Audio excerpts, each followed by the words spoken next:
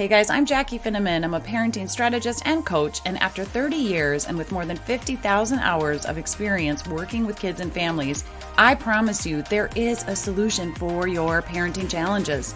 The key to this parenting gig is to guide and lead your kids with less fear and more confidence. You don't have to know everything to be the expert of your child. So let's get to the root of what is going on in your home with you and your kiddos, and then we're going to prepare for the worst and change the conversation. Kick fear, worry, and guilt to the curb. You are exactly the parent your child needs and wants, and you are more capable than you sometimes give yourself credit for. I launched the No Problem Parenting podcast to reach more parents and share the Cliff Notes version on how to solve a variety of parenting problems in the moment as they are happening in your home. Problems are a part of life, and they're meant to be dealt with and overcome. So I teach parents how to turn any problem into a no problem. In this podcast, you're going to find down-to-earth, practical, fun, no-nonsense, and sometimes bass-ackwards tips and ideas for how to navigate this thing we call parenting. You're going to learn about resources on a variety of parenting topics and increase your rock star parenting moments. Since starting the podcast in April of 2021, we have over 150 episodes, more than 140 guests. So go back and look through the episodes and find the topics that resonate with you. And if you want to fast track to my solo episodes, you can head on over to @noproblemparents.com, click on the podcast tab, and you'll see the 15 episodes or so that I've done just with my favorite techniques and talking about no problem parenting, attachment disorders, remembering the pause, making it right technique, some of my favorites. So you can head on over to @noproblemparents.com and find it there. And you can subscribe to our emails as well. All right, for now, let's get into today's topic and meet our next guest. All right, welcome back, No Problem Parents. I have a guest on today who's going to talk to us about being stressed and overwhelmed and feeling guilt, like you're failing at the parenting gig. And she's going to talk to us all things unconscious, conscious, and self-conscious parenting. So let me introduce you to Miss Tanya Lopez. Tanya is a qualified and experienced parenting coach that's specializing in helping stressed out and overwhelmed moms to enjoy parenting. Imagine that, we can actually enjoy it, even through all the chaos and the problems. Tanya has worked with families for over 20 years, and for the last 15 years, she's worked as a qualified teacher, delivering parenting, confidence building, and stress management programs. She's also a trained counselor and hypnotherapist. We're going to talk a little bit about that hypnotherapy stuff today, too. It's very intriguing. Tanya has been featured in several podcasts and radio shows and shares her expertise in the International Strong-Willed Child Summit, as well as the Awakening to a New World Summit. This is so fascinating, Tanya. You're very accomplished. Tanya, oh, thank you. Yeah, Tanya loves using all of her skills, knowledge, and expertise to help moms feel more confident and competent. And we're all about that here at No Problem Parenting. And she feels passionate about changing the way that moms and dads and kids are viewed in society and by themselves. So welcome to the show, Tanya. Oh, thank you so much for having me, Jackie. Really looking forward to this chat with you. Well, me too. And, you know, it's sometimes people don't really understand. I think we understand what like conscious parenting is, but sometimes we don't pay enough attention to the self-conscious parenting, and we don't talk enough about unconscious parenting. So I'm excited to hear from you and to learn from you a little bit more about, especially about the unconscious and self-conscious parenting styles and what that means when, you know, with regards to triggers and bringing our baggage along from our past, even unknowingly. Absolutely. And that is exactly what unconscious parenting is. It's when we're completely unaware that we have triggers that are our own triggers from our past conditioning and experiences. And we don't realize that those triggers are being played out in our relationship with our children. And a lot of our reactions that we have with children are automatic. And obviously these really impact on the relationship then. Now, being in the unconscious state is quite a powerless state. So what ends up happening is that we blame children, or we blame how they are and what they're doing, rather than being aware of what's in us that's being, triggered. So that's unconscious parenting. So before we move on to self-conscious really quick, I really like that you bring attention to that when we are parenting from that unconscious place, we are blaming our kids when they're misbehaving or acting out or not doing something we've asked them to do, or doing something not doing something we've asked them to do, or doing something that we've asked them not to do. And so if you're a parent listening right now and you tend to go right to blame of your child, this is really an episode you're going to want to stay tuned to. Yeah, so we might move into blame and shame, and we don't realize that it's actually our own experiences and baggage that we're bringing into that relationship, into that interaction. Right. Got it. Okay. So then self-conscious parenting. Okay. Now, self-conscious parenting is when we're hyper aware of other people's perceived views and opinions about our parenting, and we feel constantly judged and evaluated, either as a good parent or a bad parent. And what can happen is when we're feeling self-conscious, we might change what we normally do. So when we're out in public or when we're with other people, we tend to abandon our own views, beliefs, values, and principles. And we also abandon our children and their needs because we want to try and fit into society's way of how we all should be. Now, again, I would say this is a state of powerlessness, because we then move into blaming external circumstances for how we're behaving. And I would say for sure, when we're out in public, that is the perfect chemistry set for all our emotions to be triggered. We will move into fight, flight, or freeze states when we feel like everybody's watching us and we're being evaluated either as a good parent or a bad parent. Usually in our imagination, we're being evaluated negatively. And the fight might show up, say, for example, if you're in a supermarket, the fight might show up when we start shouting or yelling at our children or giving them bribes.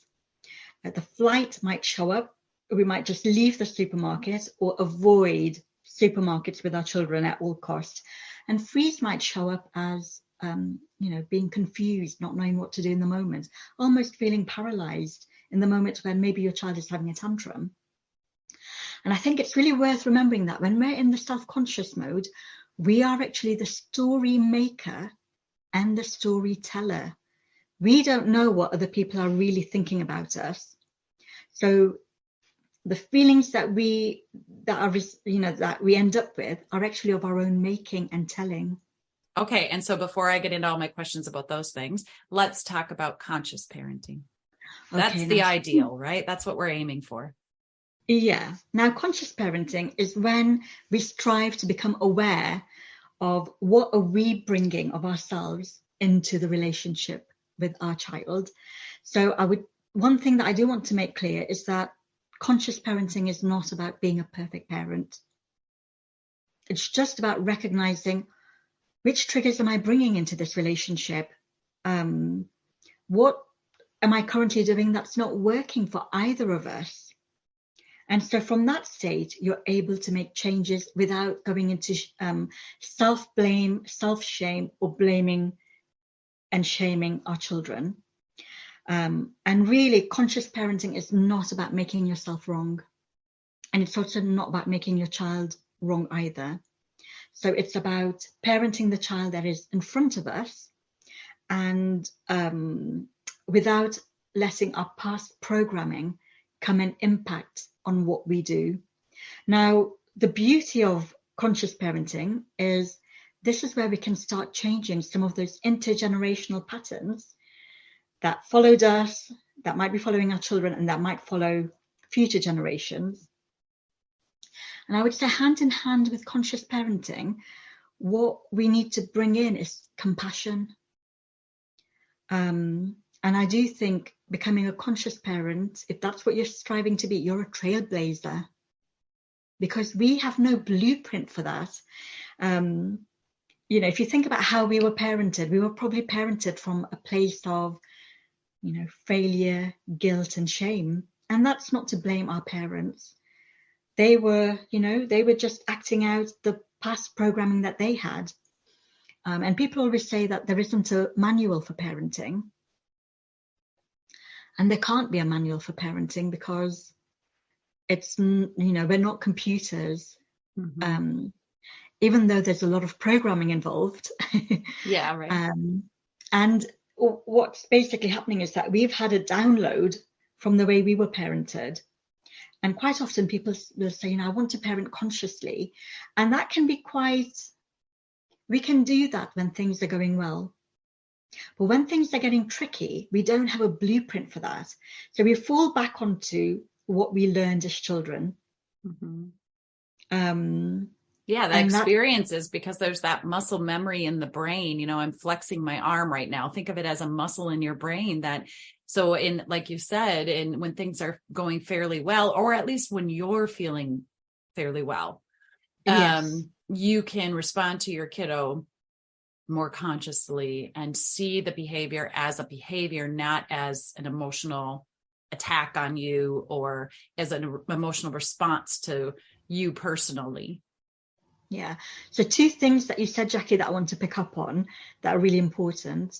So one is about how we view children's behavior.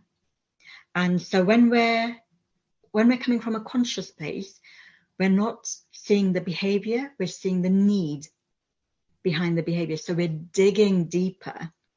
So rather than trying to eliminate a behavior, stop or suppress it, we then try and meet the need that the child is trying to communicate to us. And the other point that you said, it's when we feel better. Now, a lot of parents say to me, I know better. I should be doing better. And I think, again, we need to go deeper. It's not about, I know better, I should do better. It's, do I feel better in myself to do better? And it's only when we feel good that we can start doing better. So it's removing those shoulds and I should be doing this, and removing all of those kind of negative connotations around parenting. I love that. And on my homepage of my website, although we're updating the website, so maybe by the time this airs, it might not be on there. I'll have to, maybe I'll leave it on there. But I do have a little video clip from my presentation, my course, my membership community about how we need to stop shoulding on ourselves. And if you're not feeling self-aware or you're not feeling that self-compassion, your self-esteem or self-regard is low, oftentimes that's when the little you should do this, you should do that. I say we need to stop shoulding on ourselves, but that's an indicator. I would say that's an indicator for parents to fill their cup. Absolutely. Yeah, because a bit like, so when it comes to conscious parenting, there are 2 different parenting that are happening. So one is that you're consciously parenting your child, but you also need to reparent yourself. And you need to reparent yourself from a conscious state. Right. So if you're feeling guilty, and we're going to move into that in a bit, the guilt and the shame and the feeling like you're failing as a parent. If you're going through that kind of thing right now, it's going to reflect on your parenting, and you're going to compensate, or you're going to respond to your kids from that state of blame or shame or guilt. Absolutely. Yeah. So let's talk about failure, because I think that follows on nicely from what we've been talking about, especially when we talk about the shoulds. I should be doing better. And when we don't feel that we are, we start feeling like we're failing at parenting. I hear about, I've had another parenting fail. People seem to be, that seems to be the language. Oh yeah, we hear that all the time, right? Epic fail. Oh, epic mom fail. Epic parenting fail. Mm-hmm. Yeah. And really failure, I think, again, it will come from our past programming when we were made to feel like we weren't good enough or we weren't enough. And that feeling can really lodge into us. When it comes to failure, I always say to people, when we were toddlers, we fell over hundreds of times, and that was perfectly okay. At what point did it stop being okay to fall over or fail?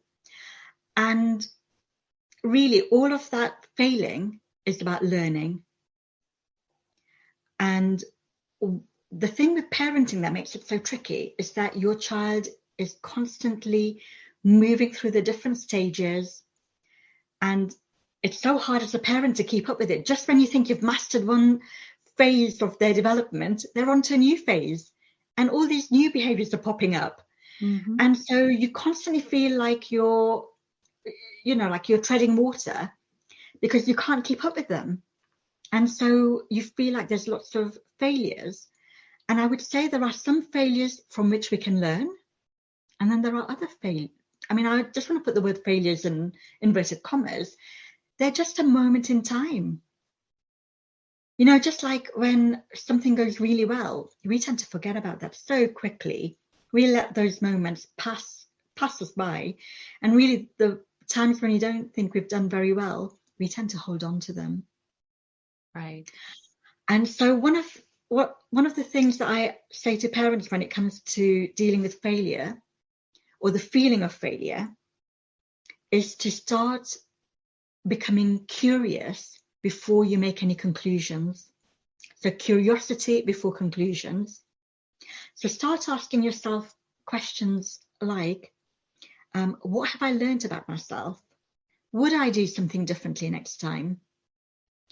And this is a key question to ask. Can I ask for help? Do I have to do this parenting gig on my own? And do I need to do it perfectly? Mm-hmm. And why? Yes. You know, nobody's meant to do parenting on their own. So really it's about, if you think about failure, there was probably a point in our childhood when failure was filled with shame. And it's at that point that we probably stopped experimenting and stopped getting curious. Or just hesitated to make a decision or to move forward, right? Because it's like, oh, this didn't turn out very well for me, and it was super embarrassing. And your brain remembers that. It seals Absolutely. That in as truth. Yeah. So it's about really now becoming curious. And it's really important that you're curious, even if you don't know the answers. The more curious you get, the more insights you'll get.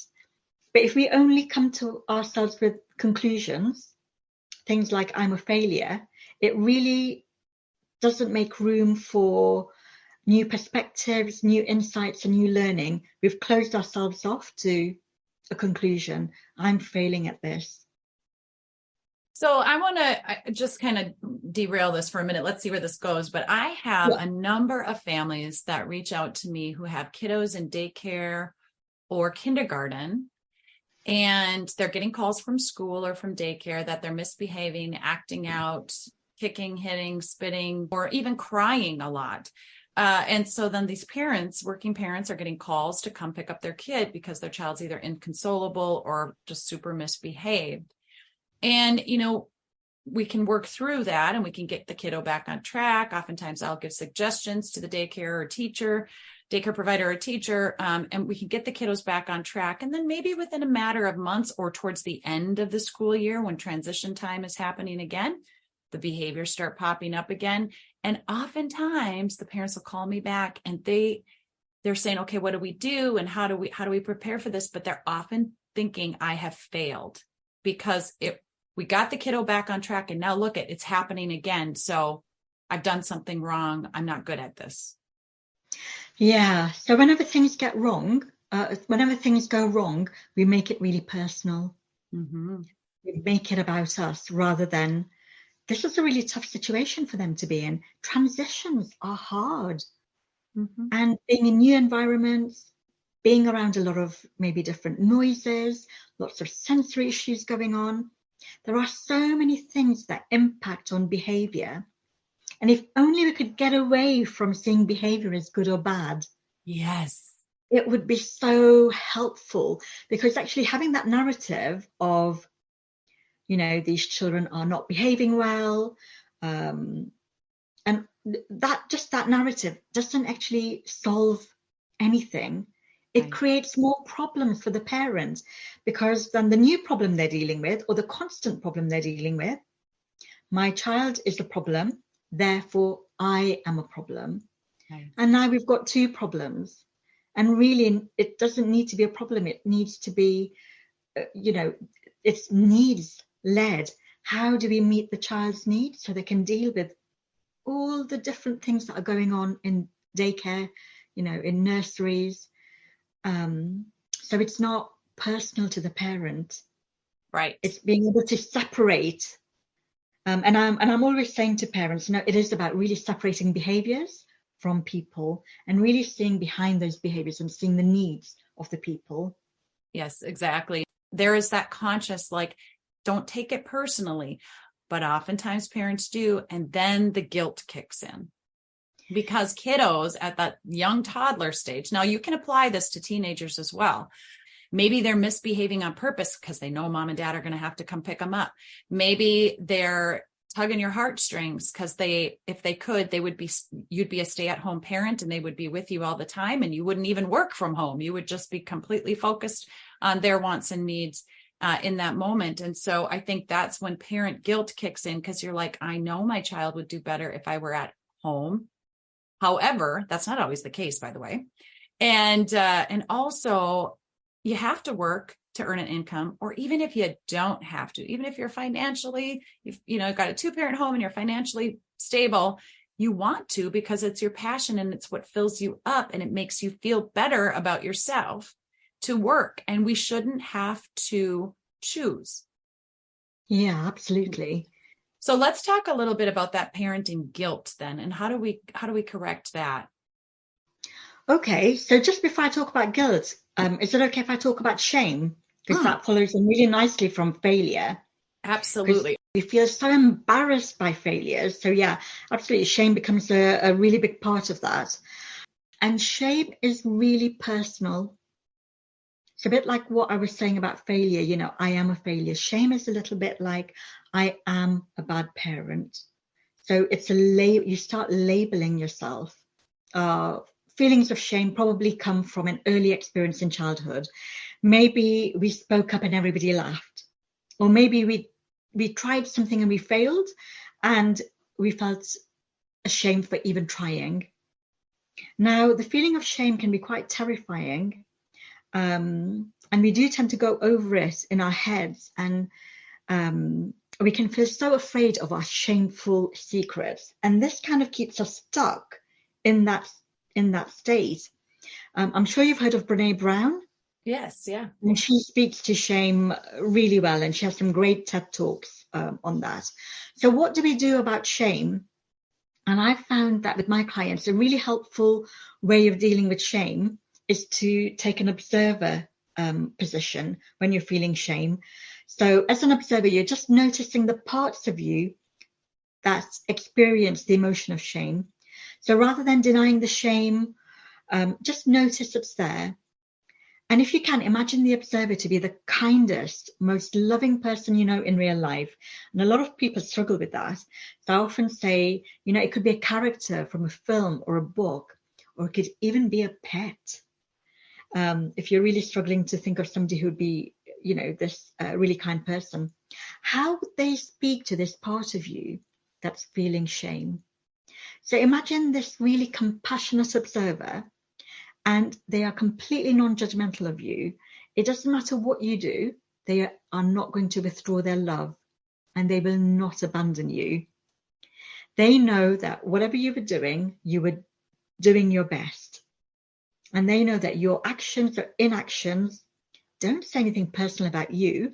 That's just a moment in time. And I always say to clients, now, how would it feel to allow that love of this presence, this observer, to flow through your body and to reach those parts where you feel the shame, and let the love envelope those parts? Now, this is the process of reparenting. Because quite often when we feel shame, we are abandoned, which is why shame is so secretive. We live with it on our own. That's really interesting. I don't know if I haven't thought of that or just haven't remembered it, but I like that you say that shame is a feeling of being abandoned. Yeah. that something about us is so awful that we deserve to be abandoned and left to our own, left on our own to deal with this. And imagine when we were children, if we were enveloped in somebody's love, in those moments when we felt like we'd failed, we'd really embarrassed ourselves, and somebody actually wrapped us up in their love. Let's get to the guilt. Guilt. Now, guilt is less personal than shame, because guilt is about our actions, about what we did. And again, I think we are taught guilt from a really young age when we get disapproval for doing something. Now, I feel in the UK, guilt is a national sport, but I would imagine it's actually an international sport. Right. It happens everywhere.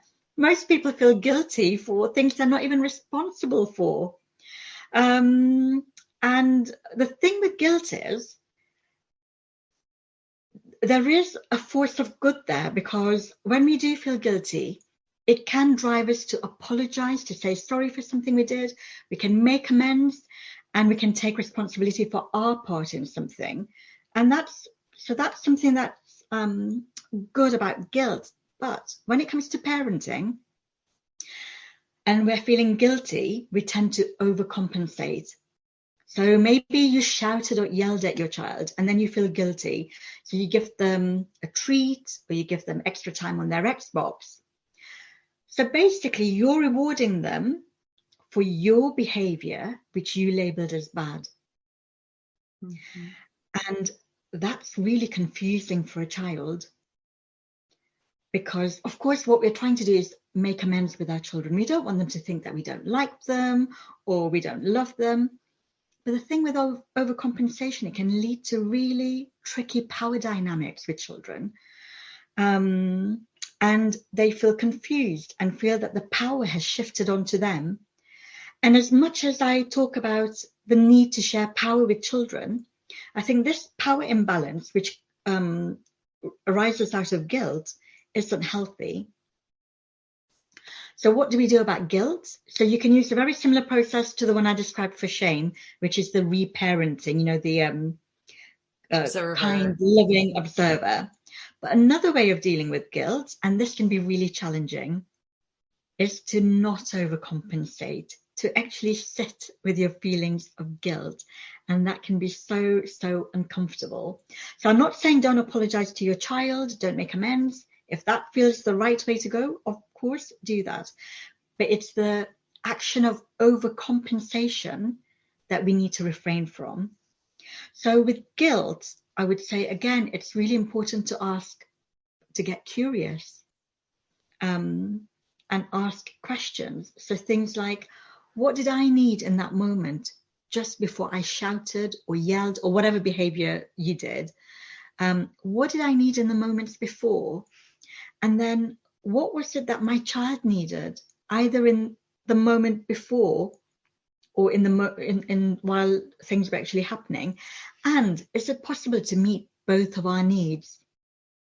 Now, the thing is, when we move towards overcompensating, we bypass the opportunity to make changes. So it means we'll be stuck in the, having a behavior, feeling guilty, overcompensating, children getting confused, and that cycle just continues.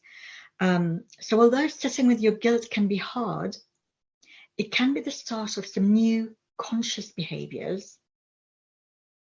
So in the short term, overcompensating feels like you're trying to make things better, but it doesn't help to actually make changes, because so many people say, I felt guilty, I overcompensated, but the next day I shouted again. So we can't make those changes through overcompensating. We've got to bring in the conscious, if you like, the conscious curiosity, and try and dig in a little bit deeper, which can be quite hard work. So sitting with your guilt means being curious about why you responded the way you did or reacted. Yeah. So it's really about digging into your own needs and the dynamics in that situation. Right. So what were my needs just before, steam started coming out of my ears? Right. What was going on for me before and during? What was going on for my child? because maybe they did a behavior that made the steam come out of my ears. Yeah. So you're digging back into the needs, and you're really coming at this from a place of curiosity and compassion. And they're really the drivers for if you want to move into more conscious parenting. Yeah, I love this. And I teach for parents that are interested that aren't on my newsletter yet. They just go to noproblemparents.com and you'll sign up for the emails, and you'll get the free download of the Make It Right technique, which is more genuine than just the I'm sorry. But yeah, when we do mess up, I love that we can stop and get curious with ourselves first. Why did I blow up?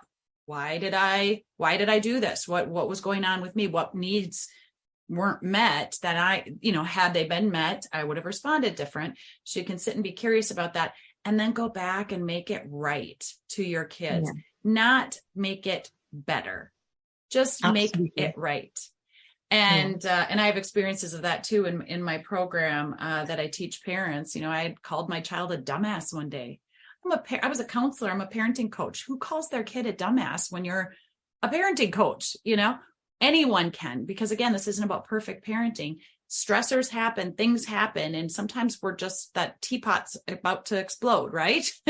And we lose it. And when we make those epic parenting fails, rather than calling them failures, just recognize, acknowledge where you were at, and then you can go make it right, make it up to your kid, and then keep moving.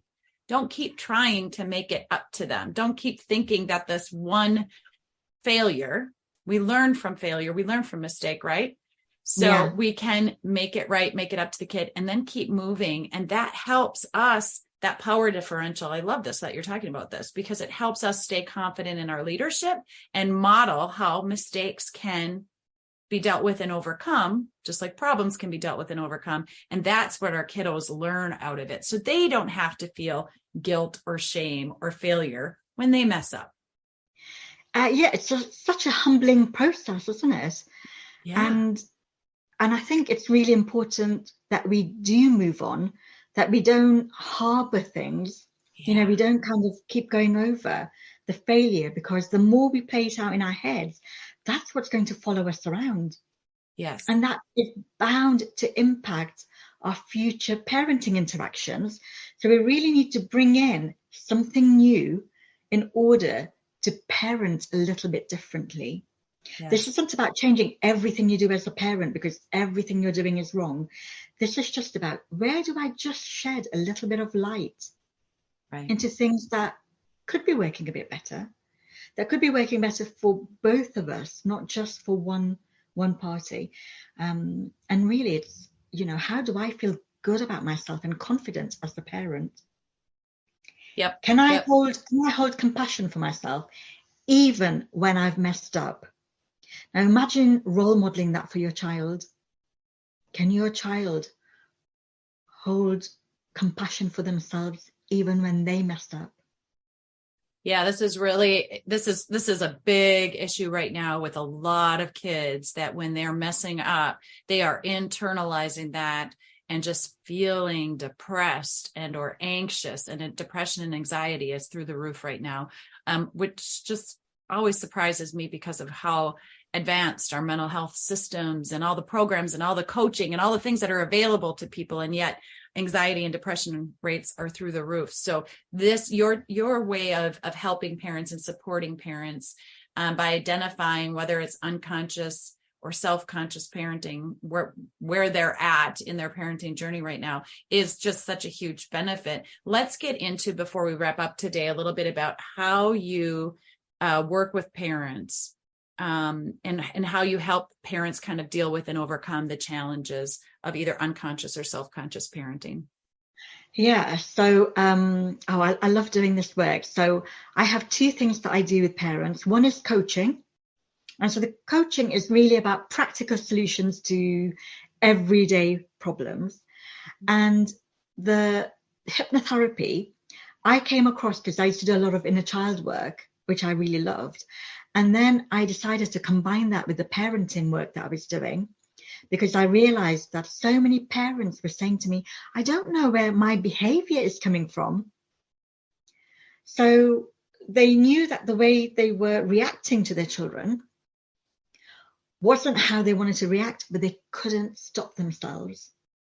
And that's when I started bringing hypnotherapy and combining that with coaching. And I think the two go so beautifully together, because the coaching is in the here and now, and the hypnotherapy is, if you like, putting to rest past programming that is affecting the here and now. So you can actually you can parent from the present without all that baggage and all the downloads that you had from your own parenting, which are full of viruses and need updating. And some of the pages haven't been refreshed. Yes, So you can really, yes, you can really start parenting from pages that have been refreshed. Yeah, I love it. All right. So for people who are like, what the heck, hypnotherapy, like how does that, and how does this work? And you're doing Zoom sessions, you're over in the UK, but you're doing Zoom sessions with, again, Zoom has opened our world. I've been doing Zoom sessions for 6 or 7 years now, but it has really opened up a variety of services to people. It doesn't matter where you live, as long as you got an internet connection. And so you're doing these hypnotherapy sessions with the parent. I am. So I don't work with children, I work with parents. Mm-hmm. I do a combination of coaching and hypnotherapy, usually alternate sessions, or sometimes there might be a little bit of both in a session, just depending on what we're working with. And if you want, I can send you a link for parents to just book a call with me. Yeah. And one thing I am offering at the minute, it's called the Tantrum Solution. I saw that on your website. I actually made a note to bring that up. You have 5 bulletproof ways to handle a tantrum. Yeah, so that's an ebook, but I've got a program. So it's 4 sessions, and it's just basically resolving. It's the tantrum solution, because from everything that parents tell me, it's the one thing that makes them feel like they're failing at parenting. When their child has a tantrum, either at home or in public, they take it so personally. It's really like, that does seem like a big parenting fail for people. So I have got that. And if people book once if they've watched or listened to this podcast, I am going to be giving a discount on that one. Okay, good, great. I can send you a link for people to book a free call with me and then decide if they want to work with me. Yeah, that's awesome. So we'll have a link in the show notes for that free session. And if you have a kiddo that is tantruming a lot, this is a really great program. Or, I mean, again, in just 4 sessions, you can help them curb these tantrums, have an understanding of what's going on and how to keep their cool and respond instead of react, which of course is key to parenting. So yes, I appreciate that. Real quick though, the hypnotherapy, I just want you to describe the hypnotherapy a little bit, because it's not like you're putting people out into some trance. No, the hypnotherapy it feels so different for different people. So some people, they could be in a sleepy state. For some people, they'll still be talking. So there's talking hypnotherapy, and there's also one where you may go into a bit of a trance, but you'll be fully aware of everything that's happening. Right. And the whole idea of this is to reset the messages in your mind about maybe a specific situation or event that occurred to you. It's like, even if you don't think there is something happening from your past that's affecting you now, it may not be in your conscious mind, but it is in your subconscious mind. And god darn if it's not affecting and showing up when you're stressed.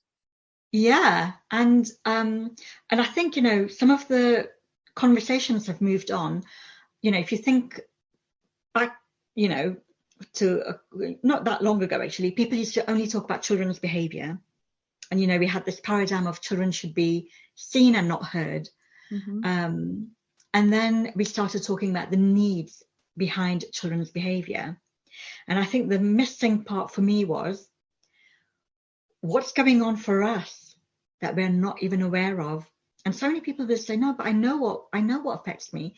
But if it's out of our awareness, we can't be aware of it. And that's the thing about things that are in our unconscious. We're really not aware of them.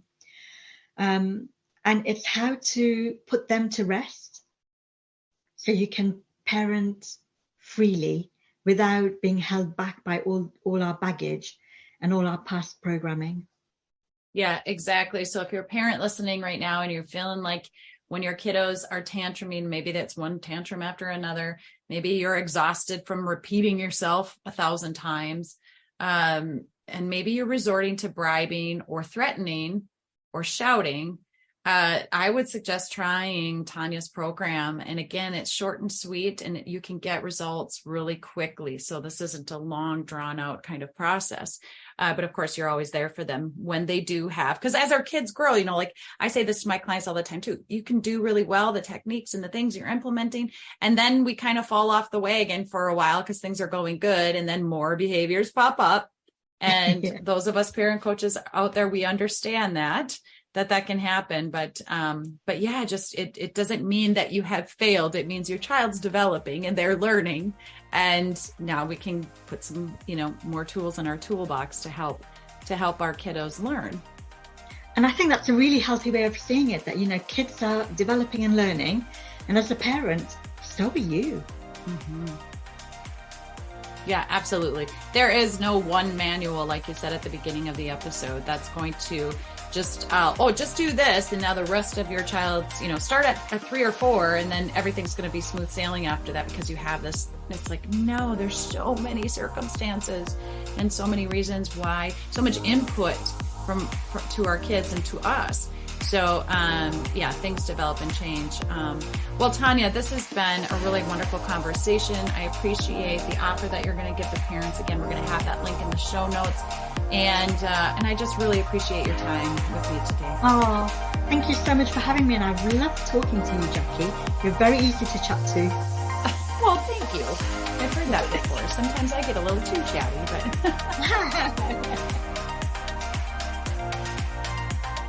All right, parents, that's it for today. Make sure you head over to the website, noproblemparents.com. Sign up to get our emails. We're going to be giving away tips, tools, techniques, and resources, updates on podcast episodes, roundtable events, and more. Check out noproblemparents.com. For now, hugs and high fives. You got this. Digital Audio Health by Cymatrax.